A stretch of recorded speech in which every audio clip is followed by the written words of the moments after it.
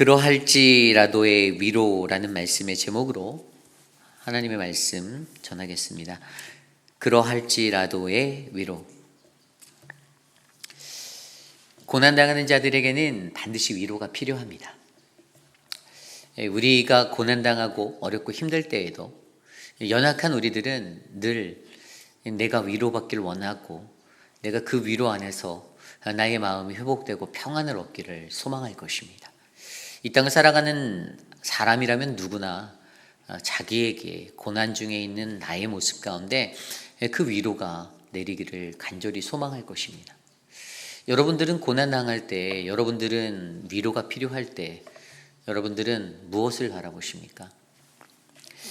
오늘 우리가 묵상하는 욥기 6장 1절에서 30절까지의 말씀, 특별히 이 10절 말씀에 보면 가장 핵심적인 한 구절이 나오는데, 그러할지라도 내가 오히려 위로를 받고 그칠 줄 모르는 고통 가운데서도 기뻐하는 것은 내가 거룩하신 이의 말씀을 거역하지 아니하였음이니라. 아멘. 세상에 그 무엇보다도 하나님을 믿는 백성들에게 가장 큰 위로가 되는 것은 바로 하나님의 말씀임을 기억하시길 바랍니다. 오늘은 이 욥이 위로가 필요하다 느낄 때 자신의 고난의 상황 가운데 그가 고백하는 그러한 진정한 위로의 것에 대해서 말씀으로 함께 살펴보려 합니다.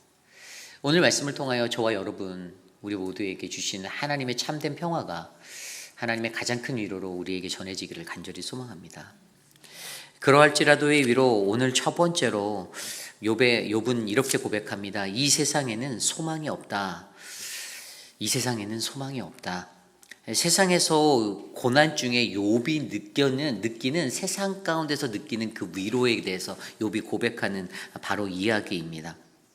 오늘 말씀 1절을 이렇게 기록하고 있습니다. 1절과 2절입니다. 욥이 대답하여 이르되 나의 괴로움을 달아보며 나의 파멸을 저울 위에 모두 놓을 수 있다면 3절입니다. 바다의 모래보다도 더 무거울 것이라. 그러므로 나의 말이 경솔하였구나.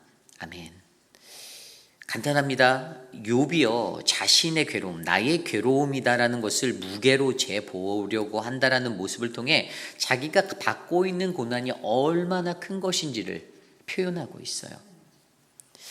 나의 고통과 슬픔을 내가 저울에 달 수만 있다라면 이 나의 괴로움이다라는 것들을 내가 이 무게를 재서 보여주고 싶은데, 그러면 바다의 모래보다도 더 무거울 것이다라고 설명합니다. 이 바다의 모래라는 것은 셀 수 없는 수많은의 의미잖아요. 그러니까 말로 형용할 수 없고 표현할 수 없는 큰 고난과 고통과 괴로움이 지금 나를 누르고 있어라고 욥 스스로가 자신의 고난의 큼을 말해주고 있는 것입니다. 그러면서 그가 그 속에서 더욱더 한 가지 더 고통스러워하는 것이 있어요. 그것이 바로 4절입니다. 전능자의 화살이 내게 박힘에 나의 영이 그 독을 마셨나니 하나님의 두려움이 나를 엄습하여 치는구나. 아멘. 자신이 고난받는 중에 더 힘들게 나를 만드는 것은 하나님의 두려움이 내게 임한다는 것입니다.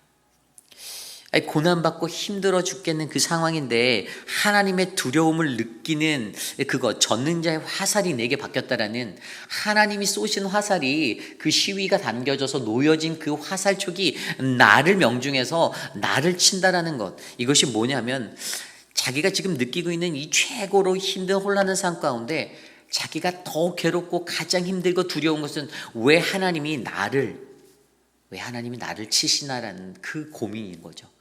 나는 의로운 사람이었고 온전한 사람이었고 하나님의 말씀대로 정말 열심히 살았던 하나님의 거룩한 주의 자녀였는데 왜 하필 나를,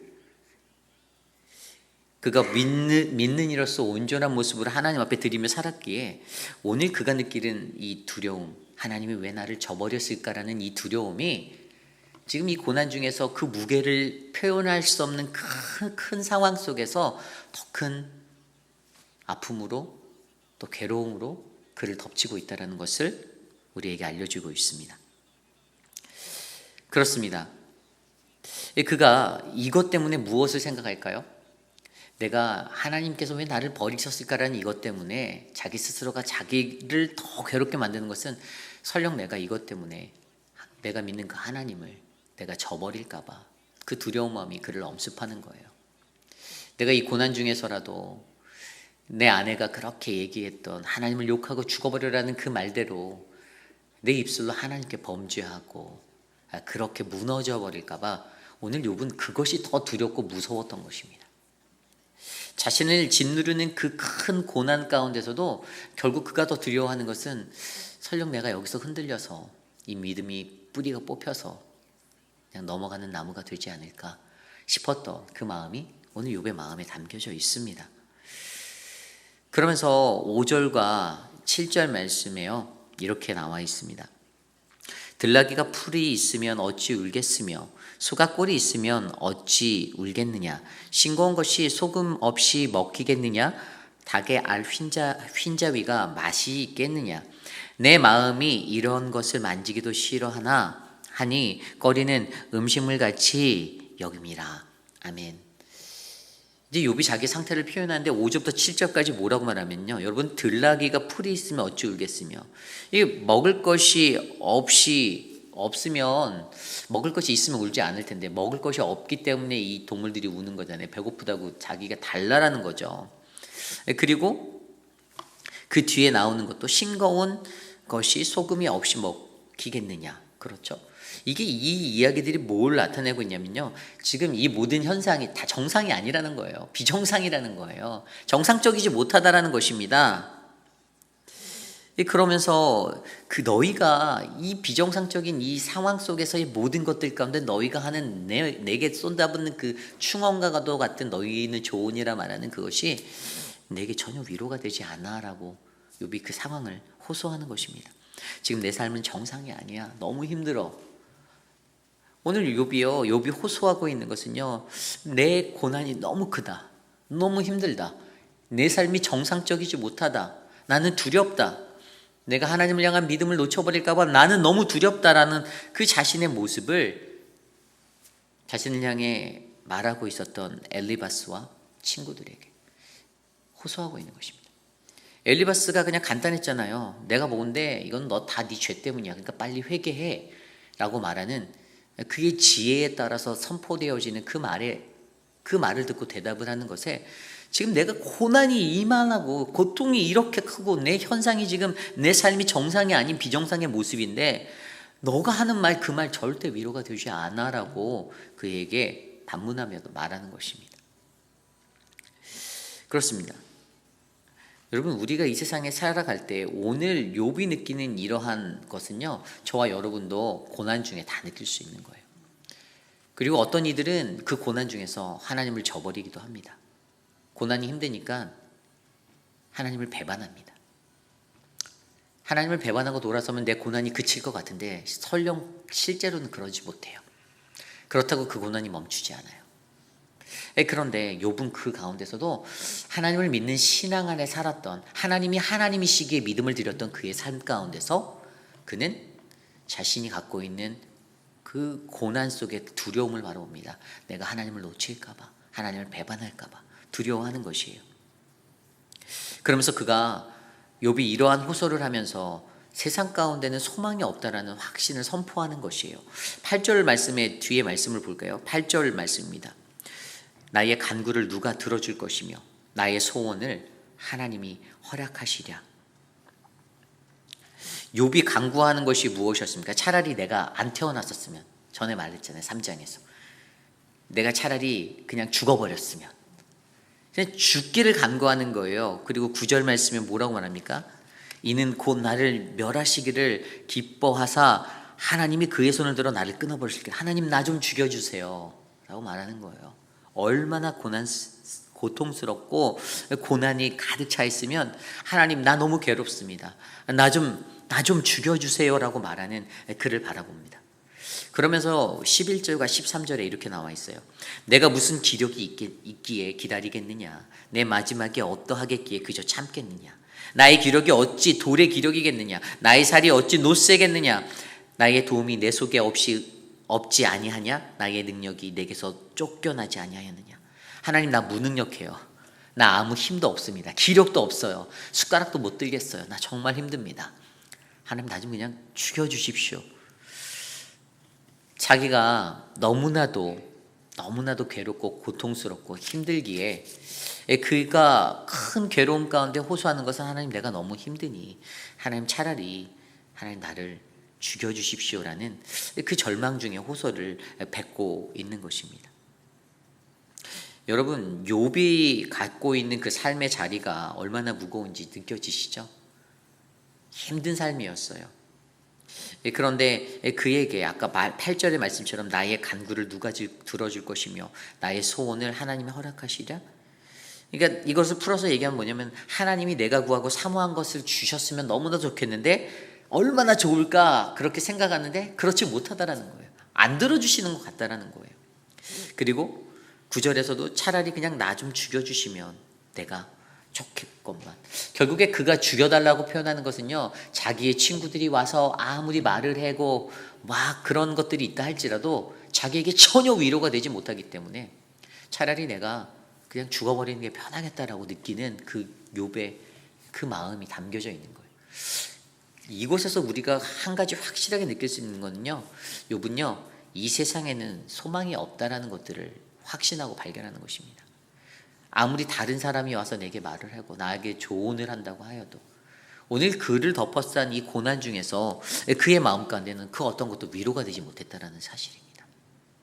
여러분, 저와 여러분 우리의 삶 속에서도요, 고난을 당할 때 우리는 이러한 욥의 모습처럼 절규하고 아파할 수 있습니다. 그런데 그때 가장 중요한 거는요, 사람들로부터 들려지는 소리를 바라보는 것이 아니라는 것이죠. 이 세상은 기댈 게 없다라는 것입니다. 오히려 욥처럼 하나님을 배반할까 봐 두려워서 차라리 날 죽여주십시오. 내가 차라리 태어나지 않았으면 하나님 저주하지 않을 거예요 라는 그런 자리로 가는 것이 어찌 보면 하나님의 믿음의 신앙으로서는 올바른 모습이 될 수도 있다는 거예요. 뭐 죽기를 간구하냐 간청하냐 이렇게 생각할 수 있지만 욥은 자신이 흔들려서 하나님 앞에 하나님에 관한 그 믿음을 놓아버릴까 봐 그게 더 두려웠던 겁니다. 그러므로 여러분, 저와 여러분에게 하나님이 들려주신 음성은 이 세상에는 그 어떠한 것도 우리에게 소망이 될 수 없습니다. 사람의 달콤한 말, 나를 위로하고 나를 높여주는 말, 그 간사한 말에 속아 넘지 마시기를 부탁드립니다. 그것들에 좌절하실 시간이 있을 수가 있어요.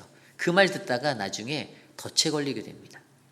그러므로 여러분, 이 땅에서 우리가 바라는 것은 이 세상의 소망이 아닌, 그래서 오늘 욥이 세상에서 욥이 느꼈던 그 세상 가운데서 느꼈던 위로는 이것이 소망이 없구나라는 그러한 것임을 여러분과 제가 기억하였으면 좋겠습니다. 이것이 오늘 말씀의 첫 번째, 그러할지라도의 위로 첫 번째, 이 세상에는 소망이 없다입니다. 두 번째로 그러할지라도의 위로 두 번째 것은요, 바로 절망 중의 소망을 말하는 욥을 바라보게 합니다. 그것은 바로 진정한 위로가 바로 하나님의 말씀임을 선포하는 것입니다. 아까 읽었던 10절 말씀에 내가 오히려 위로를 받고 그칠 줄 모르는 고통 가운데서 기뻐하는 것은 내가 거룩하신 이의 말씀을 거역하지 않았다라고 그가 선포합니다. 욥의 입을 열어 욥이 그 고난 중에 세상에 소망이 없어라고 고백하며 그가 말하는 한 가지 확신은 유일하게 그 고난 중에서 유일하게 나에게 위로가 되는 것은 바로 하나님의 말씀이라는 것입니다. 여러분, 이 세상을 살 때 저와 여러분도 하나님의 말씀만이 우리에게 큰 위로가 되시기를 간절히 축원합니다. 이것이 바로 그러할지라도의 신앙이에요. 세상이 내게 유익을 주지 못하고 위로가 되지 못하여도 그러할지라도 내게는 하나님의 말씀이 있다. 그 말씀이 나를 위로한다라는 이 믿음. 그래서 뭐라고 표현하는 거예요? 내가 가장 기뻐하는 것은, 고난 중에 기뻐하는 것은 내가 하나님의 말씀을 지켰다라는 것이에요. 우리가 고난받을 때 그러기에 우리에게 가장 중요한 것은 내가 하나님의 말씀을 붙잡는가 붙들지 못하는가, 이것을 지켜내는가 지켜내지 못하는가의 차이입니다. 고난 너무 힘드니까 다 포기해버리고 싶어요. 이 교회 사역을 하다 보면요, 고난받았을 때 그 사람의 진면목이 나타납니다. 내가 고난에 처했을 때 하나님 앞에 나와 엎드려 주님을 바라보는가? 아니면 내가 고난당할 때 난리법석을 피고 막 여기저기 소란을 일으키고 사람들에게 전화 돌리고 자신의 변호를 하고 떠들고 그러면서 자기 방어하려고 하는 그런 모습. 그러다가 조금 더 틀어지면 나 안 해. 내가 안 하면 네가 잘하나 보자. 그런 못된 심보로 일하는 사람들이 있다라는 거예요. 그러면서 하나님을 믿는다라고 말한다는 사람들이 있다라는 겁니다. 너무나도 불쌍하고 안타까운 영혼들이죠. 하나님은 우리에게 그러한 모습을 기대하시는 것이 아닙니다.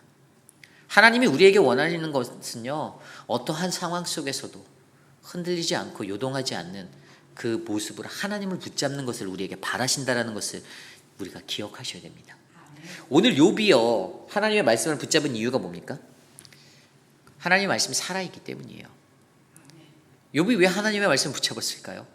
그 말씀에 생명이 있음을 알았기 때문입니다. 히브리서 4장 12절 13절 말씀, 하나님의 말씀은 살아있고 활력이 있어 좌의 날이선 어떤 검보다도 예리하여 혼과 영과 및 관절과 골수를 찔러 쪼개기까지 하며 또 마음의 생각과 뜻을 판단하나니 지으신 것이 하나도 그 앞에 나타내지 않음이 없고 우리의 결단을 받으실 이에 눈앞에 만물이 벌거벗은 것 같이 드러나는도다. 아멘. 여러분, 히브리 기자가 고백했던 하나님의 말씀의 능력은요, 살아있고 활력이 있어서 우리의 골수를 쪼갠다라고 말합니다. 그래서 어떻게 해요? 우리의 마음의 생각과 뜻을 판단하게 한다는 것이에요. 내가 아니에요. 하나님의 말씀입니다. 판단자는 하나님의 말씀이고 그 기준은 하나님의 말씀입니다. 욥은 그것을 알았어요. 그래서 오늘 자신을 판단하는 엘리바스의 그 선포 앞에서도 그는 여전히 하나님의 말씀만을 바라보고 붙잡았다는 사실입니다. 오늘 저와 여러분, 우리의 삶은 어떻습니까? 우리의 삶의 모습 속에서 우리는 그 하나님의 말씀을 붙잡고 이 고난을 지나고 계십니까? 아니면 또 저런다, 인간적인 생각으로 그냥 그것에 넘어지며 다른 사람 앞에서 또 다른 불평을 하거나 원망을 하거나 그러한 삶을 살고 계시지는 않습니까? 하나님 앞에 내 삶을 조명해 보십시오. 나는 하나님의 말씀을 꿋꿋이 붙잡고 가는 진정한 그리스도인인지, 아니면 사람의 말에 휙 쏠려서 사람들에게 나의 이미지를 관리하고 내 인지도를 높이는 그것에만 집중하며 달콤한 사람의 말에 타협과 협력을 하고 그렇게 살아가고 있지는 않은지, 오늘 나는 하나님의 말씀의 사람인지를 점검해 보시는 저와 여러분, 우리 모두가 되시기를 소망합니다. 이것이 오늘 말씀의 두 번째 그러할지라도의 위로, 바로 절망 중에 소망을 말하다, 바로 욥이 말하는 하나님의 말씀을 붙잡는 것입니다. 오늘 마지막으로 그러할지라도의 위로, 오늘 마지막으로 진정한 친구를 묵상해야 한다는 것입니다. 진정한 친구를 묵상케 한다. 이것은 다른 말로 하면 바로 나는 어떠한 친구인가를 고민하는 것이에요. 오늘 세 번째로 이 말씀은요, 인간으로부터 찾아오는 그 위로에 대한 기대를 극복하게 만드는 것을 우리에게 말해주고 있습니다. 오늘 말씀을 보면요, 이 14절의 말씀에 이렇게 나와 있습니다. 낙심한 자가 비록 젖는 자를 경외하기를 저버릴지라도 그의 친구로부터 동정을 받느니라. 아멘. 여러분, 이 말씀을요 자세히 들여다보면 어떠한 의미가 생각나냐면, 진정한 친구는 그가 하나님을 경외함을 더는 지속할 수 없을 때에도 그 동정을 버리지 않는 사람이다라는 것을 우리에게 알려주고 있어요. 어떤 상황 속에서도 진정한 친구는 꼭 그의 곁에 남아 있어주고 그의 상황을 배려하고 이해하고 붙잡아주는 게 진짜 친구입니다. 내 편이 돼서 내게 달콤한 말을 해주는 사람은 진짜 친구가 아닐 수 있다는 거예요. 여러분, 이 진정한 친구에 대해서 한번 고민을 해보시기 바랍니다. 친구의 도리가 무엇입니까? 친구의 도리는요, 어려울 때 힘이 되는 사람입니다. 그렇죠? 그게 진짜 친구 아닌가요? 내가 거지가 되거나 내가 어떤 위기에 놓였을 때 나를 도와줄 수 있는 사람이 제게는 진짜 친구가 되는 거예요. 평소에 내가 아무리 잘 나갈 때, 내가 힘이 있을 때 옆에서 이렇게 왔다 갔다 하면서 기웃기웃거리면서 하는 분들은 조심하셔야 될 대상들이 되는 겁니다. 내가 궁지에 몰리거나 할 때 바로 안면몰수하고 나를 저버릴 수 있는 확률의 사람들이 그런 사람들입니다. 그러므로 여러분, 오늘 욥이여 느끼는 이 친구에 관한 이 친구관을 말하는 것, 그는 자신에게 진정한 친구가 누구인지를 고민하는 그러한 모습으로 나아가고 있어요. 그가 15절에 뭐라고 설명합니까? 내 형제들이 개울과 같이 변덕스럽고 그들은 개울의 물살같이 지나가누나라고 설명합니다. 이 친구들이 변덕스럽다는 거예요. 팔레스틴 땅에는 와디라고 불리는 개울가가 있었어요. 그런데 그 와디가요, 그들이 갖고 있는 건기와 그 다음에 우기, 5월달부터 10월달까지 건기고 10월달부터 5월달까지 우기인데 이 속에 너무나도 이 변동이 심한 거예요. 변동성이 너무 큰 거예요. 그래서 지층에 비가 와도 물을 오래 갖고 있지 못하고 오래 가두지 못해서 이것들이 그냥 금세 사라지는, 그래서 와디라고 불리는 그러한 것이 그들에게 있었습니다. 그런데 그때 뭐라고 말합니까? 내 친구들이 그렇다라는 거예요. 변덕이 너무 심하다라는 거예요. 들쑥날쑥 한다라는 거예요. 이놈의 사람들이 오늘은 내 편이었다가 내일은 저 편이 되고 왔다 갔다 한다라는 거예요. 진정한 친구로 그들이 느껴질까요? 그러지 않다라는 거죠.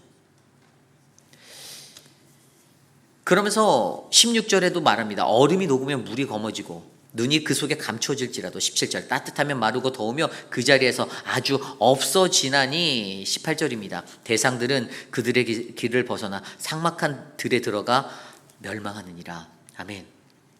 이렇게 변동이 심한 것들이 바로 내 앞에 있는 사람들, 바로 이 인간들이라는 것이에요. 나에게 찾아온 친구라고 불리는 이 엘리바스와 이 세 친구, 이 친구들이 이렇게 변덕의 사람들이라는 거예요. 내게 진정한 위로를 주지 못하는 그러한 것이랍니다. 여러분, 진정한 친구에 대해서 고민할 때 영국의 영국 출신의 문화 인류학자, 옥스퍼드대 교수였던 그 로빈 덤바라는 사람이 있어요. 근데 이 로빈 덤바, 그가 1993년도에 덤바의 법칙이라는 것을 이야기하였어요. 이 덤바의 법칙이 무엇인가 하면요, 이 세계 속에서 어느 원시 부족의 마을을 조사를 해봤더니 한 마을의 구성의 최대 인원이 150명 안팎이라는 거예요. 이 사람이 여기서 어떤 영감을 잡았냐면요, 인간의 관계 속에서 우리 인간이 관계할 수 있는 인간관계에 어떤 한계점이 있는데 이것이 150명을 넘지 못한다라는 이론을 제시하는 거예요. 우리가 술집에 가거나 어디 사회 친목의 현장에서 이 세상 사람들 말하는 거예요. 그런 곳에서 사람들을 분석해 보니까 그곳에서 아무리 자기가 좋은 관계성을 가지고 있더라도 이 숫자를 넘지 못한다라는 한계를 그가 발견하여서 덤바의 법칙이라는 것을 주장하게 되었습니다.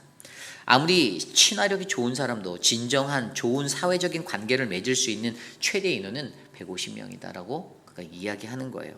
그래서 소셜 네트워크, 페이스북이나 이런 데, 인스타그램, 자기의 팔로워가 1000명 이상 되는 수만 명의 사람들이 있다 할지라도 그 사람이 그 안에서 진정으로 그냥 좀 드문드문 연락하며 할 수 있는 것은 150명 미만, 그리고 진정한 관계를 맺는 사람은 20명도 채 안 된다라는 것이 바로 그의 주장이었습니다. 이것이 무엇을 얘기하냐면 우리의 삶 가운데 우리가 진정한 친구를 놓고 바라볼 때도요, 수백만 명, 수백 명 될 수 없다라는 거예요. 여러분 생각해 보십시오. 지금 오늘 여러분들에게 진정한 친구가 누가 있습니까? 생각나는 사람 한번 떠올려 보세요. 아마 10사람도 안 떠올릴걸요. 5사람 되기도 힘들 겁니다. 누가 나에게 진정한 친구인가를 물어보면 내가 죽을 자리에 놓일 때 나에게 달려와 한 걸음에 달려와 줄 사람 5명도 안 될 거예요. 이처럼 진정한 인간관계라는 것이 이렇게 어렵다라는 것입니다. 그래서 18절과 20절에 나온 말씀처럼 데마스 사람과 스바 사람, 이 사람들이 장거리 여행하는 사람들이었어요. 장거리 여행하는 사람들이 장거리 여행하다 뭐가 가장 필요합니까? 물이 필요해요. 그런데 물을 찾는데 그들이 그 시내에 가서 기대하고 달려가서 시내를 봤는데 물이 없는 거예요. 다 메말라 있는 거예요. 결국에 우리 사람에게 기대하는 것, 결국에 사람에게 기대하는 것은 결국에 낙심하는 이 장면과 똑같다는 겁니다. 물을 기대하고 달려갔는데 물이 없어서 실망하는 그 인간의 모습. 결국에 하나님은 우리에게 인간에게 기대하지 말라는 거예요. 진정한 친구가 누구인가를 생각해 보면 결국에 그 답은 한 사람, 우리와 함께 하신 하나님, 예수 그리스도, 그분만이 우리에게 진정한 친구가 되어준다는 사실을 저와 여러분들이 기억하셔야 한다는 것입니다. 여러분 24절 말씀에도 보면요, 내가 가르쳐 나의 허물된 것을 깨닫게 하라. 내가 잠잠하리라. 욥이 원했던 것은 한 가지입니다. 내가 도대체 무엇을 잘못했는지, 내 자신이 뭘 잘못했는지 깨닫게 해달라, 이거예요. 지금 너희들이 고난 중에서 나를 짓누르고 정죄하고 내 죄를 퍼붓는 그 말을 듣고자 하는 것이 아니라 도대체 왜 내가 오늘 이 자리에서 하나님 앞에 고난을 받아야 하는지를 설명 좀 해줘, 깨닫게 해줘, 이것을 바라는데 그 답은 주지 않고 오히려 그에 대해 정죄하고 그게 잘못된 것이 너의 죄 때문이다라고 정죄하는 그 모습으로 나가고 있는 그 친구들을 보며 너무나도 마음이 가슴 아픈, 진정한 친구가 이들이 아니구나라는 것을 느낄 수밖에 없게 한다는 것이죠. 낙심한 자가, 욥이라는 낙심한 자가 뱉었던 말을 문제 삼아서 꼬투리를 잡아서 너가 이렇기 때문에 이게 아무런 도움이 되지 않는다라는 거예요. 그러니까 우리도 일상에서 고통받고 있는 자들, 낙심한 자, 절망한 자들에게 그 말을 해서는 안 된다라는 거예요. 어렵다라는 거예요. 그러므로 여러분, 저와 여러분들, 오늘 우리에게도 욥이 자신이 말하는 말씀처럼 28절에 너희는 내게로 얼굴을 돌리라, 돌아오라라고 말하잖아요. 29절 너희는 돌이켜 행악자가 되지 말라, 돌아와라라고 말하는 진정한 친구의 돌아옴에 이 음성들이 울려 퍼지기를 원합니다. 누가 나에게 정말 진짜 친구입니까? 잘 고민해 보십시오. 그리고 나에게 어줍지 않은 것으로 조언한답시고 말하는 그들에게 돌아오라라고 말씀하시기를 부탁드립니다. 돌아오라. 자신의 지혜와 지식으로 판단하여 이건 이렇게 원리 원칙. 저도 원리 원칙주의자예요. 많이 그런 걸 지키려고 해요. 그런데 때로는 그 원리 원칙이라는 것을 뛰어넘어야 할 때가 있더라고요. 그게 바로 교회고 그게 하나님의 공동체일 때가 있습니다. 그러므로 여러분, 그렇다고 그런 게 다 유지가 되니까 하나님의 법을 다 무시해도 돼, 질서를 어지럽혀도 돼, 내 마음대로 해도 돼, 그것은 아니에요. 질서를 지켜야죠. 그래서 질서가 필요한 건데, 그럼에도 불구하고 하나님의 사랑이라는 것은 바로 긍휼이 있는 사랑 아닙니까? 긍휼이 없는 옳고 그른 것, 책망만 말하는 것, 그들이 고상하게 말하는 것, 그것이 때로는 고난받는 이들에겐 아픔이 되고 상처가 된다는 사실을 저와 여러분이 기억하셨으면 좋겠습니다. 시편 42편 1절 5절에 사슴이 시냇물을 찾기에 갈급함같이 내 영혼이 주를 찾기에 갈급하나이다. 내 영혼은 하나님 그 살아계시는 하나님을 갈망하나니 내가 어느 때에 나아가서 하나님의 얼굴을 배울까. 사람들이 하는 말이 내 하나님이 어디 있느냐 하오니 내 눈물이 주야로 내 음식이 되었도다. 내가 전에 성회를 지키는 무리와 동행하며 기쁨과 감사의 소리를 내며 그들을 하나님의 집으로 인도하였더니 이제 이 일을 기억하고 내 마음이 상하는도다. 내 영혼아 내가 어찌하여 낙심하며 어찌하여 내 속에 불안해하는가. 너는 하나님께 소망을 두라. 그가 나타나 도우심으로 말미암아 내가 여전히 찬송하리로다. 아멘. 오늘 욥의 상황을 너무나도 잘 나타내는 하나님의 말씀입니다. 고난 중에 처하신 저와 여러분, 우리의 모습이 있다라면 이 말씀을 기억하시길 바랍니다. 내 영혼아 내가 왜 낭망하느냐. 너의 하나님을, 우리의 하나님을 바라보시는 그 온전한 믿음이 저와 여러분 안에 열리기를 간절히 소망합니다. 오늘 말씀을 놓고 함께 기도하기 원합니다. 세상의 그 어떤 것도 그 어떤 것도 아무것도 아닙니다. 우리에게 그 어떤 것도 기대가 되지 못합니다. 그러나 우리가 믿는 하나님, 변하지 않는 하나님, 그분의 말씀만이 우리에게 참된 위로가 됩니다. 이것을 붙잡고 살아가는 우리 모두가 될 수 있는 이 하루가 되시기를 소망합니다. 하나님 감사합니다.